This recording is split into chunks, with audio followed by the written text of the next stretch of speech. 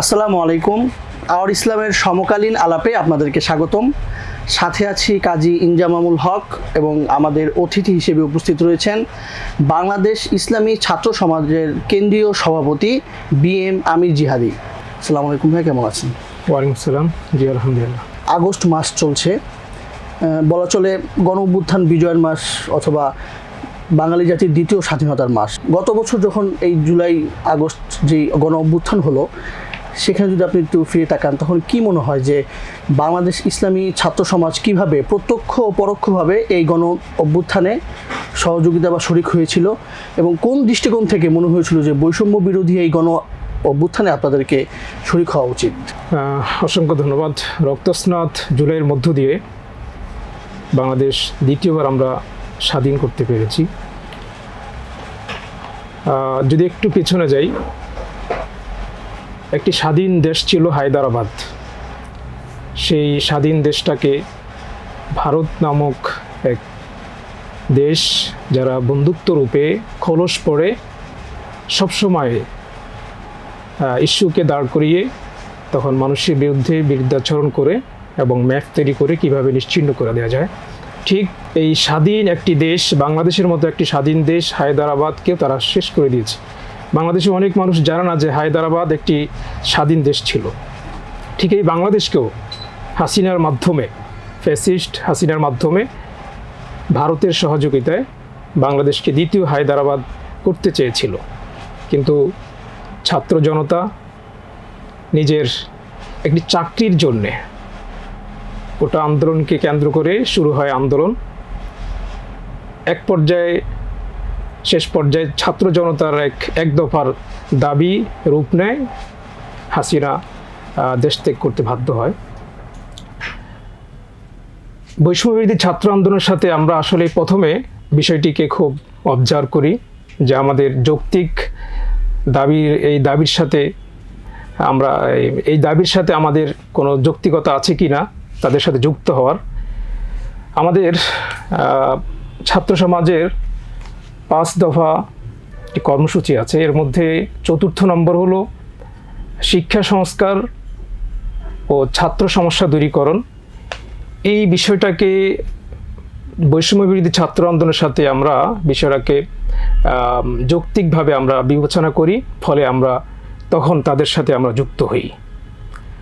বিশেষ করে এটা তো আমাদের একটি যৌক্তিক কারণ আছে, কারণ আমাদের দাবির সাথে তাদের দাবির অনেকটাই মিল আছে।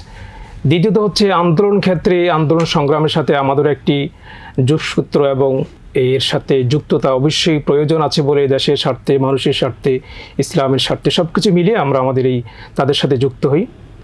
এই যুক্ততার ক্ষেত্রে আমরা পরোক্ষ এবং প্রত্যক্ষ সারা দেশব্যাপী আমাদের ছাত্র সমাজের নেতাকর্মীরা অংশগ্রহণ করেছিলেন স্বতঃস্ফূর্তভাবে।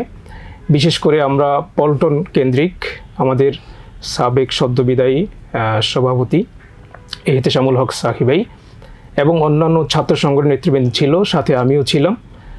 এছাড়া চট্টগ্রামে অলিউল্লাহ আরজুর নেতৃত্বে সেখানে মহিউদ্দিন খান ছিল, হাটহাজারীতে শহীদুল্লাহ শাহিন, অলিউল্লাহ মুজাক্কির, জাহিদ আনোয়ার, জাহাঙ্গীর সাইফ, তারপর উত্তরাতে জাহাঙ্গীর হাবিবের নেতৃত্বে, বেশ আমাদের পুরো দেশব্যাপী যাত্রাবাড়িতে আব্দুল মামুনের নেতৃত্বে পুরো দেশে আমাদের ছাত্র সমাজের নেতাকর্মীরা সশরীরে স্বতঃস্ফূর্তভাবে অংশ নেয়। আমি যদি একটু বলি পল্টনের আমাদের যে কাহিনীটা ঘটেছে, যদি আমি একটু 1 মিনিট ইতি টানি, তাহলে বলা যায় যখন 18 জুলাই 18-19 জুলাই আমরা মাঠে ছিলাম পল্টন কেন্দ্রিক, যখন রাত 11টা পুরো দেশ, বিশেষ করে যাত্রাবাড়ি এবং উত্তরা দিক থেকে বেশ আমরা খুব রক্তপাত শুনতে পাই যে সেখানে হামলা এবং খুব গুলিবিদ্ধ হয়ে অনেক ভাইরা শহীদ হচ্ছেন। তো এই বিষয়গুলো আমাদের কানে আসছে বারবার, কিন্তু আমরা আমাদের পল্টন এরিয়াকে আমরা কোনোভাবেই ছাড়িনি। পল্টনে আমি 18 জুলাই মনে আছে বৃহস্পতিবার বাদ মাগরিবের নামাজ আমি আমার ইমামতিতে এই পল্টন মোড়ে রাস্তায় আমার ইমামতিতে মাগরিবের নামাজ অনুষ্ঠিত হয় এবং রাত 12টা-1টা পর্যন্ত মাঠে ছিলাম। আমি রাতের 12টা-1টা যখন হয়ে যায়, গভীর রাতে, আমি আমার কণ্ঠে বিভিন্ন কবিতা আবৃত্তি করি। বলো বীর, বলো উন্নত মমশির, আজও আমি মৃত্যুনগ্ন নৃত্য দেখি, এ দেশ কি ভুলে গেছে সেই রক্তাক্ত রাত। বেশ এরকম অনেকগুলো কবিতা আমি এখানে আবৃত্তি করে থাকি। সেই মানে একদম ওই মানে পল্টনের পল্টন রাস্তায় দাঁড়িয়ে আমরা এরকম একের পর এক আমি স্লোগান দিতে থাকি। আর বেশ কিছু ছাত্র বিভিন্ন জায়গায় চারমুখী হয়ে চতুর্মুখী হয়ে তারা দাঁড়িয়ে স্লোগান দিতে থাকে এবং ব্যারিকেড দিয়ে থাকে। তবে একটি বিষয়ে আপনাকে অবহিত করি, আমরা যারা ছাত্র সমাজ, বিশেষ করে কওমি মাদারেসে কওমিয়া যে সকল ছাত্ররা এই আন্দোলনে অংশগ্রহণ করেছে, আমি মনে করি কোনো ছাত্র আমাদের ভিতরে যে একটা ধর্মীয় মূল্যবোধ আছে এবং একটা ভীতি কাজ করে আল্লাহর, সেই দৃষ্টিকোণ থেকে আমরা সরকারি কোনো স্থাপনায় কোনো হাত দিইনি এবং ভাঙচুর করিনি।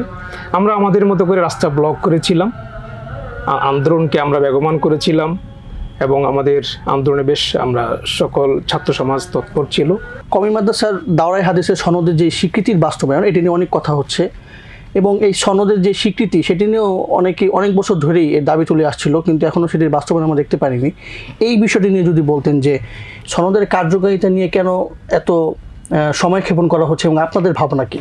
কওমি মাদ্রাসার সনদের স্বীকৃতি নামকে অস্তে দেওয়া হয়েছে, বাট এখন পর্যন্ত কার্যকর কোনো ভূমিকা আমরা সরকারের পক্ষ থেকে অবলোকন করছি না বা সেটা দেখছি না। আমাদের গত 24-এর গণঅভ্যুত্থানের পরবর্তী এই সময়ে সরকার আমাদেরকে 21শে জুলাই কওমি মাদ্রাসার প্রতিরোধ দিবস ঘোষণা দিয়েছেন এবং সেক্ষেত্রে সরকার একটা বাজেট ঘোষণা হয়েছে, 6 লাখ আমাদেরকে সরকার দিয়েছেন। কিন্তু অন্যান্য বেসরকারি প্রতিষ্ঠান যে দিবস ঘোষণা করা হয়েছে, অন্যান্য দিবস যে ঘোষণা করা হয়েছে, সেখানে বেশ 18 লাখ 20 লাখ এমন অনেক ব্যয়বহুল খরচ করা হয়েছে সরকারের পক্ষ থেকে। তো আমরা কওমি মাদ্রাসার ছেলেরা সবসময় অবহেলিত, কওমি মাদ্রাসার এই জগৎটা সবসময় অবহেলিত, অথচ বিশ্বের অনেক জায়গায় অনেক দেশে মাদ্রাসা পড়ুয়া এবং মাদারেসে কওমিয়া তারা অনেক মূল্যায়িত হচ্ছে এবং বেশ তাদের দ্বারা দেশের অনেক উন্নতি হচ্ছে। আজকে সরকার যেভাবে কলেজ ভার্সিটি পড়ুয়াদের পেছনে লক্ষ লক্ষ কোটি কোটি টাকা খরচ করে তাদের পেছনে, যদি আজকের এর কিছু অংশ, আংশিক কিছু অংশ যদি আমাদের মাদারেসে কওমিয়ার পিছনে যদি খরচ করা হতো, তাহলে যে সকল মেধাবী ছাত্রগুলো আছে তারা দেশের অনেক উন্নতি কাজে তারা দেশের উন্নতি করতে গিয়ে এই ছাত্রগুলো বেশ ভূমিকা রাখত। তো সেক্ষেত্রে সরকার কী জন্যে কালক্ষেপণ করছে, আজকে আমাদের কওমি মাদ্রাসা সনদকে স্বীকৃতি দিয়েও কার্যকর কোনো ভূমিকা করছে না। আসলে সরকারের যে সনদ স্বীকৃতি দেওয়া হয়েছে, এটা আমাদেরকে একটা এই মনের যে একটা আত্মতৃপ্তির ঢেকুর দিয়ে আমাদেরকে বলছে যে বাড়িতে গিয়ে ঘুমাও বাস। আর আমাদের মাদারেসে কওমিয়া উস্তাদ মহোদয়গণ, ছাত্র মহোদয়গণ কোনো রকম করে কিছু একটা পাইলি পরে তখন তারা এটা নিয়ে খুশি হয়ে আত্মতৃপ্তি ঢেকুর দেয়। আমরা বুদ্ধিবৃত্তিকভাবে যে একটা আমাদের আগামীর পথগুলো চলার প্রয়োজন, সেটা কিন্তু হচ্ছে না। এই জন্য গায়রে আসকারিয়া অর্থাৎ বুদ্ধিবৃত্তিকভাবে আমাদের মাদারেসে কওমিয়ার আমাদের যে আকাবিরে দেওবন্দ আছেন, বর্তমান যে সকল আকাবির আছেন, তাদের উচিত এই মাদারেসে কওমিয়াকে সুন্দর করে সাজানো। যেন সরকার থেকে এই মুহূর্তে যদি আমরা এখন সরকারের স্বীকৃতির এই সনদের কার্যকর যদি কোনো ভূমিকা আমরা সরকারের পক্ষ থেকে কার্যকর কোনো যদি নিয়ম নীতি না নিতে পারি, তাহলে আমরা ব্যর্থ হব। আগামী বেশ দীর্ঘ সময় ধরে আমরা এই ব্যর্থতার দায় অবশ্যই আমরা নিতে হবে। আমরা যতটুকু জানি যে এই সরকারি যে স্বীকৃতি, এটি নেওয়ার পেছনে আপনাদের যে সংগঠন, তারা অনেক আগে থেকে আন্দোলন করে আসছিল, বিভিন্ন দাবি জানিয়ে আসছিল, সেই ইতিহাসটা যদি আমাদের দর্শকদের বলতেন। কওমি মাদ্রাসার সনদ স্বীকৃতির বিষয়ে অর্থাৎ মাস্টার্সের সমমর্যাদা দেওয়ার জন্যে সর্বপ্রথম আমাদের বাংলাদেশ নেজাম ইসলাম পার্টির সভাপতি এক সময়ের খতিবে আজম সিদ্দিক আহমদ রাহিমাহুল্লাহ, আমাদের বর্তমান ডক্টর আফম খালিদ ধর্ম উপদেষ্টা, তিনার শ্বশুর সিদ্দিক আহমদ রাহিমাহুল্লাহ, তিনি সর্বপ্রথম 1979 সালে এর একটি দাবি উপস্থাপন করেন এবং গত 2017 ঢাকা বিশ্ববিদ্যালয়ের এক অধ্যাপক সিদ্দিকুর রহমান একটি টকশোতে তিনি বললেন যে কওমি মাদ্রাসার সনদ এর মর্যাদায় আনার জন্যে সর্বপ্রথম উপস্থাপন করেন খতিব আজম সিদ্দিক রাহিমাহুল্লাহ। তার মানে প্রমাণিত সর্বপ্রথম এই কওমি মাদ্রাসার সনদ এর মর্যাদায় আনার জন্যে সরকারিভাবে স্বীকৃতি দেওয়ার জন্যে যে দাবি উপস্থাপন করেন সিদ্দিক আহমদ রাহিমাহুল্লাহ। এবং এরপরে 1984 সালে সিদ্দিক আহমদ রাহিমাহুল্লাহর জামাতা বর্তমান ধর্ম উপদেষ্টা বাংলাদেশ ইসলামী ছাত্র সমাজের সাবেক সভাপতি ডক্টর আফম খালিদ হোসেন হাফিজাহুল্লাহ, তিনি 4 পৃষ্ঠার একটি লেখা এই কওমি মাদ্রাসার সনদকে এর মর্যাদায়, মাস্টার্সের মর্যাদায় দেওয়ার জন্য দাবি পেশ করেন সরকারের কাছে 4 পৃষ্ঠার একটি লিখনির মাধ্যমে 1984 সালে। এরপরে 1985-তে বেফাকের একটি জাতীয় সম্মেলন হয়। ওই সম্মেলনে তিনি এই লিফলেটটি বিতরণ করেন এবং এটি উপস্থাপন করেন। তখন তৎসময়ে বাংলাদেশের বেশ কিছু বরেণ্য আলেম এর বিরুদ্ধাচরণ করেন, অনেকে এটাকে সাপোর্ট দেননি, সমর্থন দেননি। তারপরে তিনি নিরাশ হননি। এরপরেও তিনি সারা দেশব্যাপী মানুষকে জাগরণ করার জন্যে এই বিষয়টা যেন অনুধাবন করে যেটা আসলেই প্রয়োজন আছে কি না।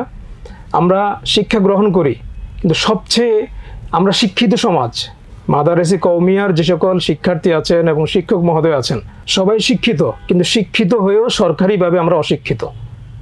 তাহলে এই শিক্ষিত হয়ে যদি আমরা শিক্ষার মান সরকারিভাবে যদি আমরা না নিতে পারি, তাহলে এটা অবশ্যই দুঃখজনক আমাদের জন্যে। আমরা শিক্ষিত হয়ে অশিক্ষিত। তো সেই সূত্রে ডক্টর আহমদ খালেদ সবাইকে বিষয়টাকে অনুধাবন করার জন্যে, বোঝার জন্যে তিনি এই 4 পৃষ্ঠা লিফলেট তৈরি করেন। পরবর্তী ফ্যাসিস্ট হাসিনার যুগে এসে এটাকে আবার পুনরায় এই বিষয়টার আলোচনা উত্থাপন করা হয়।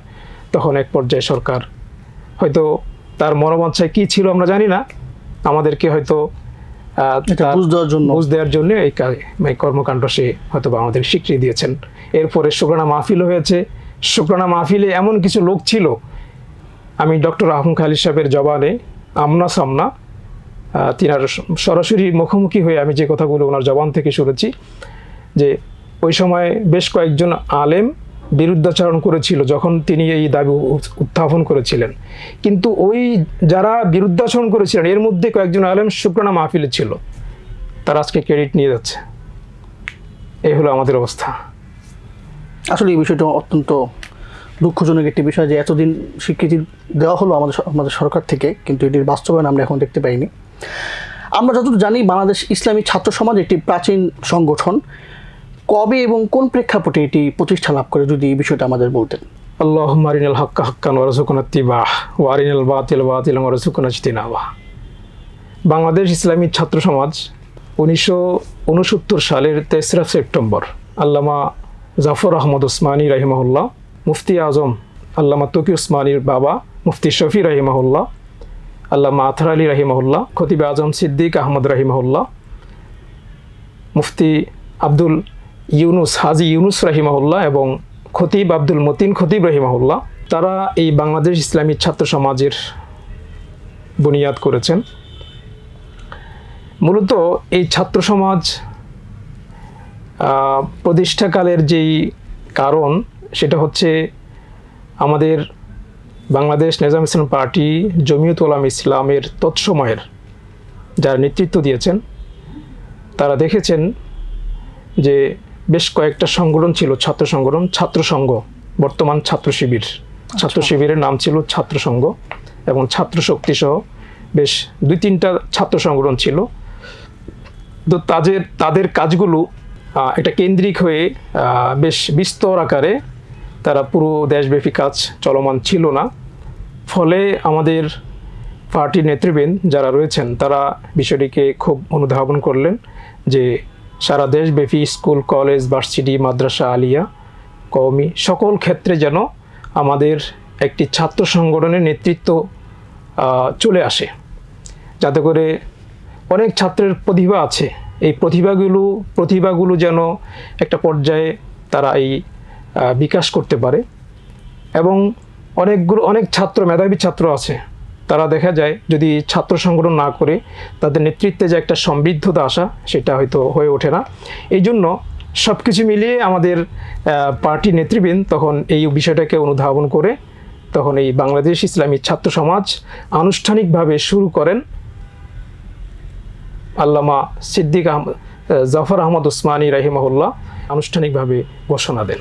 সেটা 1969 সালে। 69 সালে জাতিসংঘের মানবাধিকার কার্যালয়ে অনেক কথা হচ্ছে যে ইসলামপন্থীদের উপেক্ষা করে এটির কার্যক্রম শুরু করে দেওয়া এবং অনুমতি দেওয়ায় সরকার, অন্তর্বর্তীকালীন সরকার এটির অনুমতি দিয়েছে। এই বিষয়টি নিয়ে আপনার দলের অবস্থান যদি আমাদের দর্শকদের জানাতেন।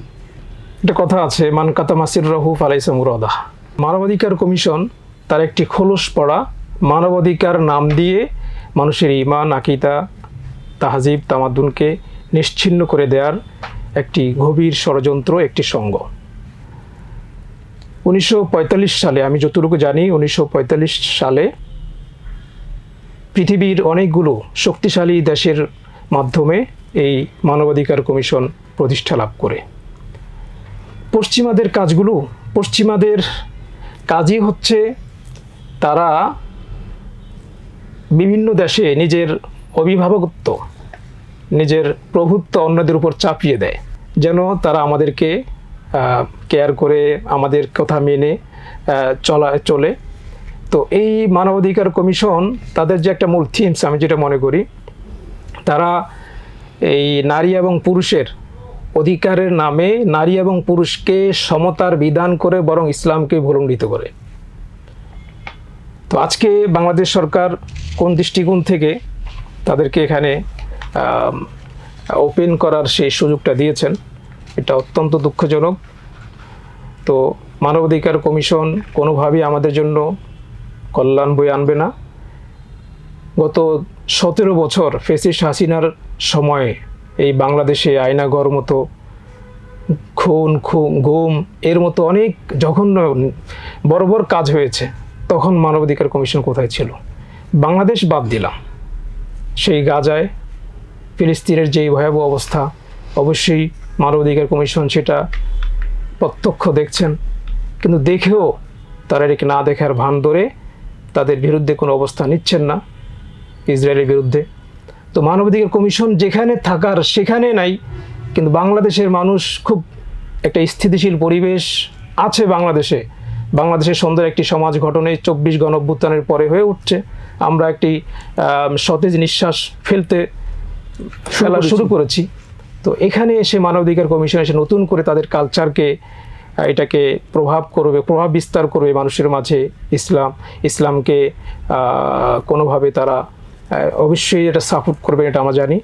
তো সব কিছু মিলে মানবাধিকার কমিশন কোনোভাবেই বাংলাদেশের জন্য হয়তো কিছু আমি গত কয়েকদিন আগে সরকারি বেশ কয়েকজন লোকের জবান থেকে শুনেছি যে 2013, 2024 পিলখানা এবং এই রোহিঙ্গা ইস্যুকে কেন্দ্র করে তাদেরকে আমাদের প্রয়োজন, এই জন্যে সরকার তাদেরকে ওপেনলি কাজ করার সুযোগ দিয়েছেন। কিন্তু এটা আসলে ডাল মে কুচ কালা হয়। সব কিছু মিলিয়ে কোনোভাবেই মানবাধিকার কমিশন এই বাংলাদেশের জন্য কোনো প্রয়োজন নাই, আমরা অবশ্যই বয়কট করছি।